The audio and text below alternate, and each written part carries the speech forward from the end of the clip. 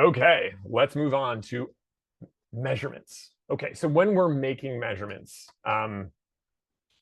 there's a couple of terms and they should not be interchanged, and sometimes they are. So let's get this right.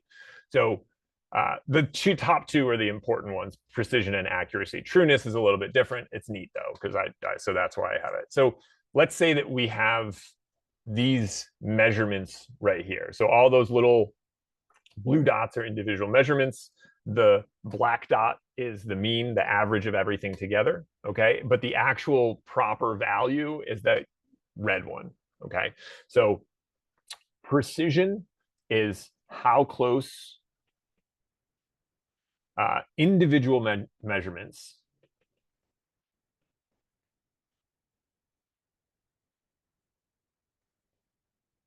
those blue measurements are to one another.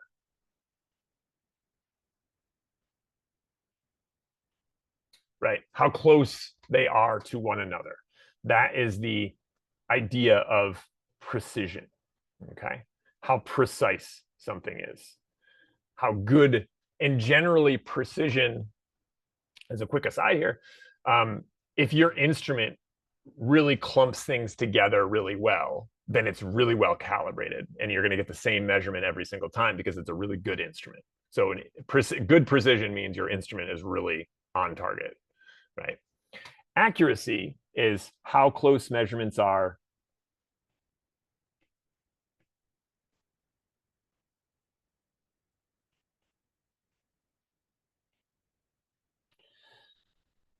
to the true value or the accepted value. How close those measurements are to the true accepted value. So if we look at this example over here, all of our individual results are clumped up over to the right, and they're nowhere near that true value. So this is not a very accurate measurement because the average is way different, okay? And that brings us to, or the measurements themselves are very far off. Trueness is how close the mean, which feels very similar, but the mean is the important part here, is how close the average, the mean, is to the true value. So what you might notice here is that accuracy and precision don't really care about the average. All they care about is, precision cares about how close they are to each other. Accuracy is how close all of the measurements are to that true value. And trueness is the one that says, all right, well, the average of my measurements, how close are they to that true value?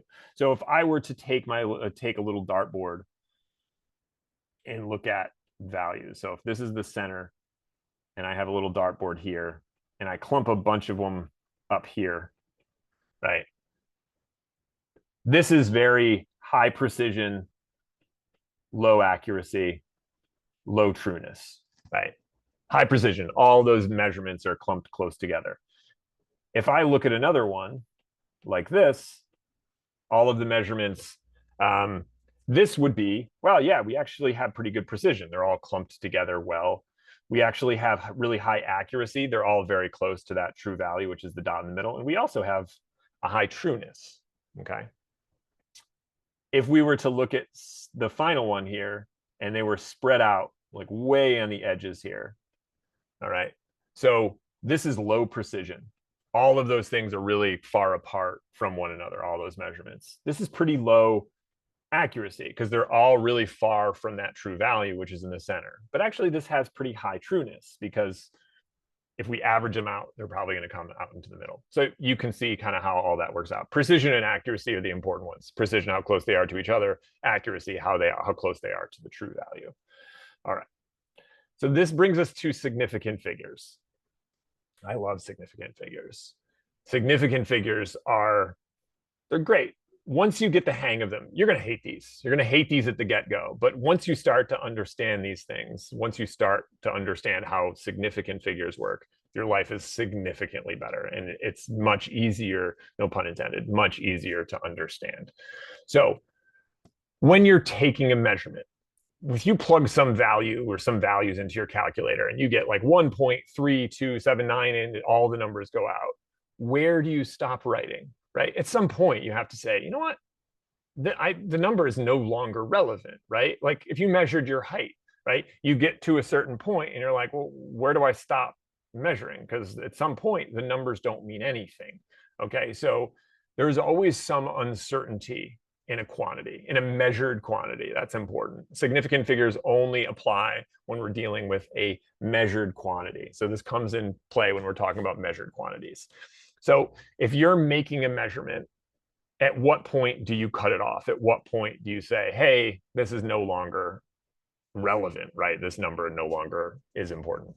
So we're going to get back to that idea of understanding that portion of it. But in order to understand that, we have to understand how significant figures work when we're given a value. So if I give you a measured number, and the measured number you got reported to you was 1.43, every digit is considered significant. So 9, 1, 4, and 3, all of those, if you're given those, are all considered significant. So there are 4 significant figures. 9, 1, 4, and 3 are all important. So we keep them all around, right? So any non-zero, anything that's not a zero, automatically is a significant figure. Any zero between numbers. So if I were to do, I don't know, 60.2, the 6, and I want to point this out quickly. The first non-zero, this is my first sig fig. This is my first sig fig, okay? So I'm going to keep pointing that out for the rest of these, but the first non-zero is always your first significant figure. So what that means is first significant figure, second significant figure, third significant figure. Zeros between non-zeros. So there's a much simpler way to do this, but zeros between non-zeros are significant. I have 3 significant figures here. Any zeros, if a decimal is present, so I have this number. If the decimal is present, we find the first sig fig. That's my first sig fig, that 2, okay? That and anything after it. If a decimal is present, we don't worry about zeros, non-zeros, none of that. The first significant, if a decimal is present, find that first sig fig and then everything after it. And that's always true, by the way. The decimal is present, even in the first 2 numbers. Decimal is present, the first thing we have and everything after it. My question to you is, so this one here has 3 sig figs, the 2 and the 2 zeros after it. If I were reporting this number to you, 0.200, if those zeros were not significant, I would not give them to you. I would just simply say 0.2. But because whatever I use to measures out to the thousandth place, I have to put both of those zeros in. So 0.200. Don't get rid of them because they're important, because I reported them to you, because that's the measured number. Okay. When we get to scientific notation, so if I have 6.02 times 10 to the 23, this is a mole, but any numbers, the first, we ignore this, essentially. We just ignore it, okay? And now we treat it, that's the first significant figure. Everything in the coefficient, all numbers in the coefficient are significant. 6, 0, and the 2, they are all significant, giving me 3 sig figs. That's it. That's for scientific notation. All right. If a zero is not a zero, let's talk about the only thing that is not significant, and that is zeros at the beginning. So really what these are just place-holding zeros. Any place-holding zero doesn't need to be there, then, but I mean, it does because it's holding a place, but any of these place-holding zeros are going to be insignificant. So a decimal is present. Yep, we see it. What's the first significant figure? That 3 is the first significant figure. Everything before it is just telling you where that 3 starts, right? Just simply saying, hey, that 3 is in the 10,000th place, right? And that means everything after it is going to be considered significant. So I should probably do this. Those are significant, those are significant, those are significant. In this case, we go with the first one and everything after it. When a decimal, regardless of where the decimal is, find the first digit, that and everything after is considered significant. There are 3 significant figures here. All right.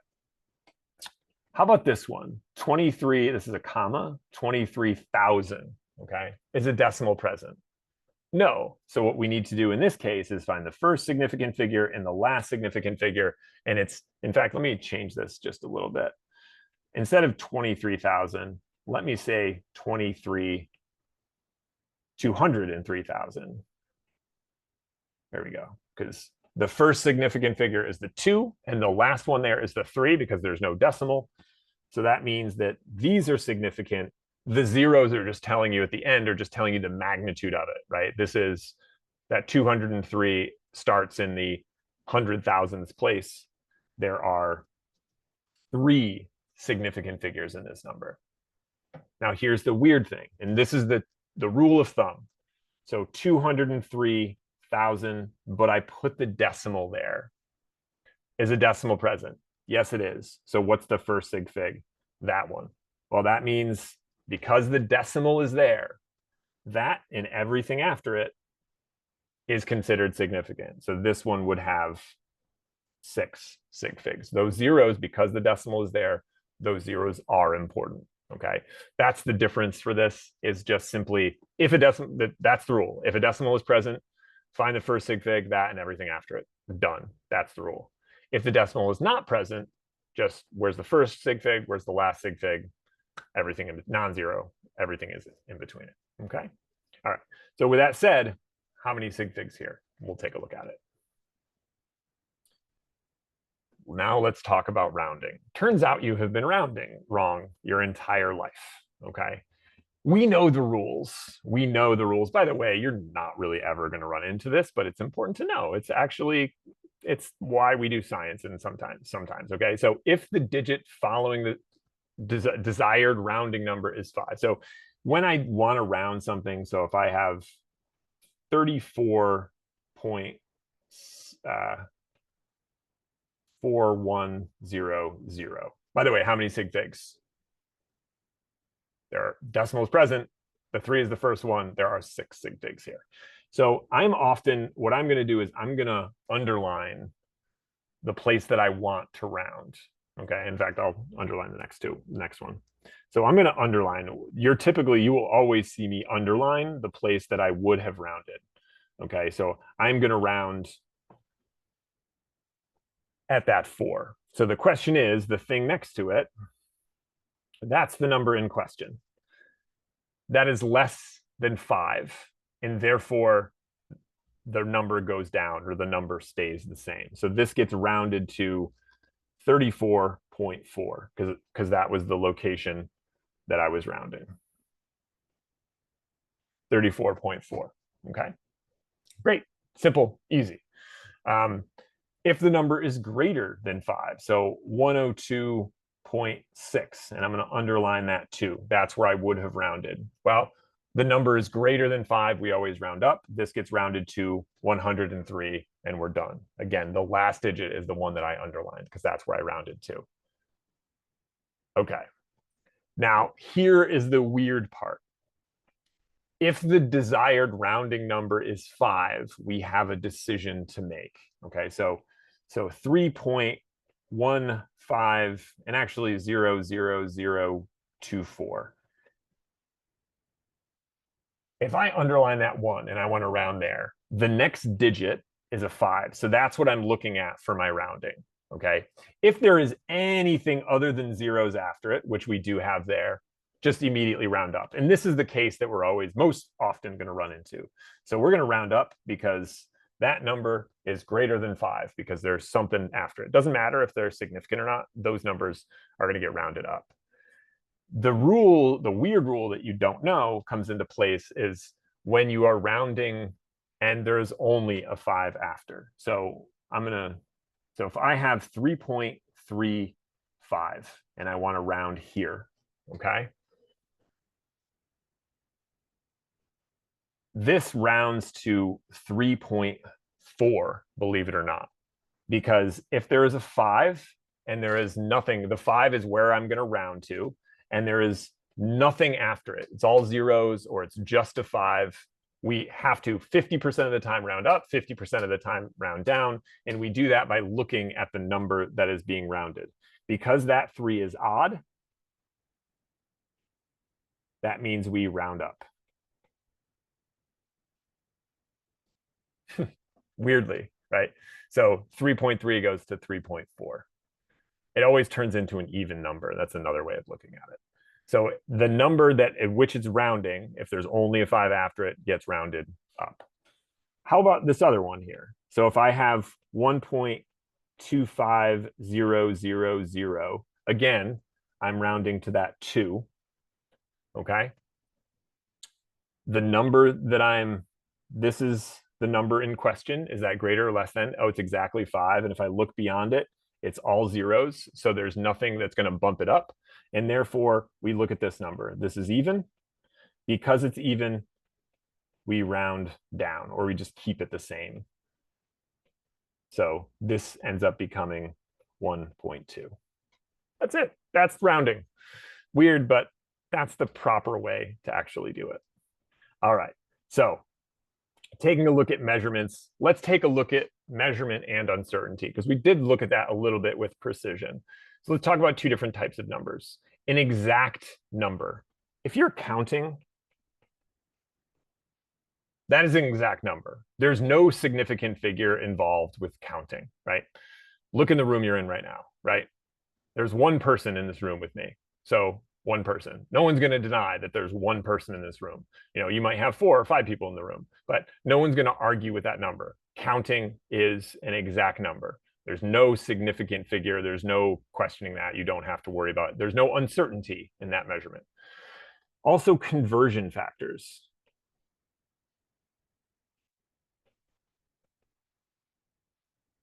In measurement, we know that 1 meter is equivalent to 100 centimeters. 1 foot is equal to 12 inches. No one's going to say, no, that's not quite right, because that's true. We've just established that as an exact number. So there's no uncertainty there. A conversion just simply says, okay, this is exactly right. A measured number is the number resulting from a measurement.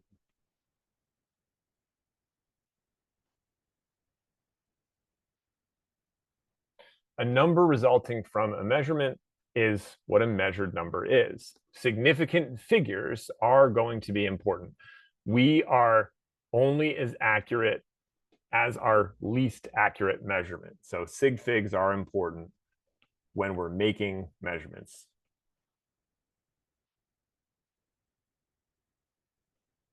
So if we take a look at this coin right here, and I'm just going to take a moment, and if you look at this coin, what do you write this measurement down to be? Okay. What do you write this measurement down to be? So go ahead and pause this and record the measurement. Okay. 2. That's the first significant figure. No one's going to argue with me. It's between the 2 and the 3. There is no arguing. If you said 3, you'd be wrong. If you said 1, you'd be wrong, because clearly this measurement of this coin is greater than 2, less than 3. So 2 goes in the ones place. Here is where my guess is. I am guessing it's about halfway in between. I'm going to say, hey, that's 2.5. So this 2 was certain. No one's arguing that, right? This 5 here is uncertain. Okay? This is what we call, this is my guess. I guessed. I didn't really guess, but I said, hey, that looks to me like that's what it is. So the certain measurement, and then my uncertainty is my guess.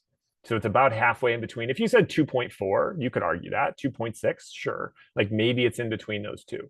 But I couldn't say 2.50 because I don't have any measurements there. So your uncertainty, your guess, is your last digit that you write. So this is a centimeter ruler. So every centimeter I can measure. That means this is accurate out to 1 more beyond the smallest measurement. So if it measured out to centimeters, the 10th place is where you have uncertainty there, but that counts as your measurement. Okay, so 2.5 would be correct here. Centimeters, let me add the unit. It is uncertain, but it is significant. This thing has 2 sig figs in it. There's 2 sig figs there. Okay.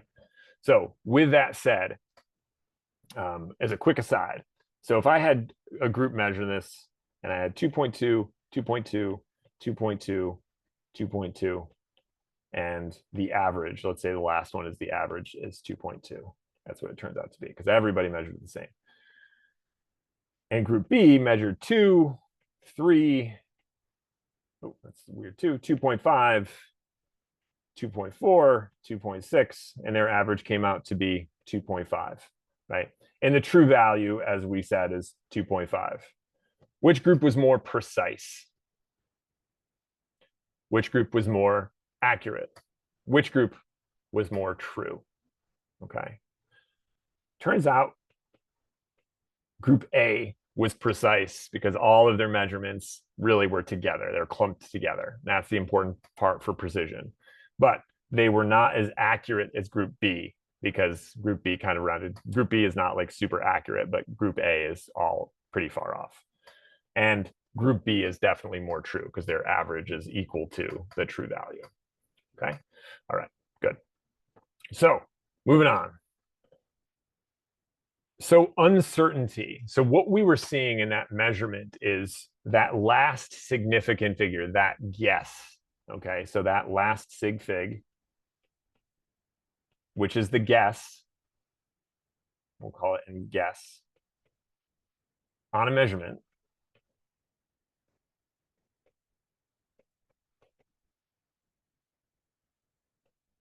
That value may change or may be different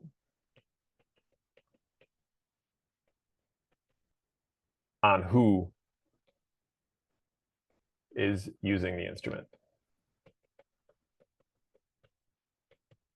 So whoever's reading that may have a different value. So we would say, hey, this is 2.5 centimeters plus or minus 0.1 centimeters, right? So we are close. An acceptable value, there's an uncertainty range of 0.1. Okay, so there's an uncertainty in there. Okay, so with that said, read these two measurements. We'll cover this, but read these two measurements, report these two measurements with an uncertainty. We're going to kind of toss uncertainty aside after this, but for now, read these two measurements and we'll talk about them. All right. And now we're going to move into significant figures in calculation, and that's actually going to be the next video.